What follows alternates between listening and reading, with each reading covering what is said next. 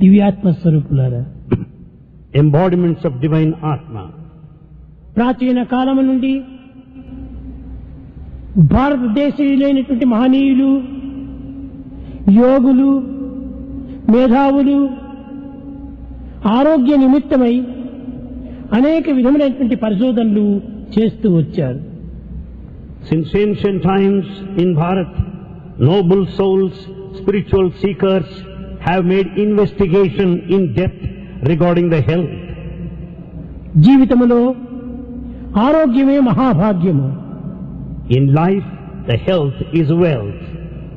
కనుకనే ఆరోగ్యమును కాపాడి ఆనందమును పెంచుకొని దేశమునకు శాంతి భద్రతలు అందించాలనే ఉద్దేశంతో అనేక మంది ఋషులు కూడాను దీనికి తోడ్పడుతూ వచ్చారు. The sages also thought this way.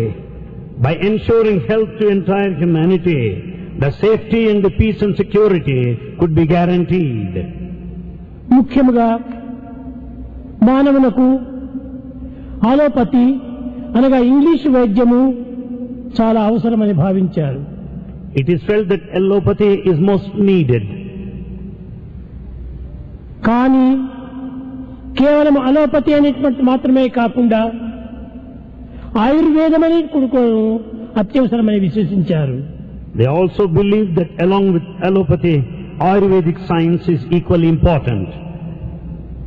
అయితే ఈ అలోపతి అనేటువంటిది తాత్కాలికమైనటువంటి రోగముల నివారణ గావిస్తూ వచ్చిందే కానీ శాశ్వతమైనటువంటి విమోచన చేయటం లేదు. Allopathy gives you a temporary relief but not a permanent cure. కనుకనే ఆయుర్వేదం అనేటువంటిది శాశ్వతమైనటువంటి నివారణ గావిస్తూ దేశమునకు ఎంతయో చరిత్రను సాధుతూ వచ్చింది. In fact, it's Ayurvedic science that conferred the permanent relief and cure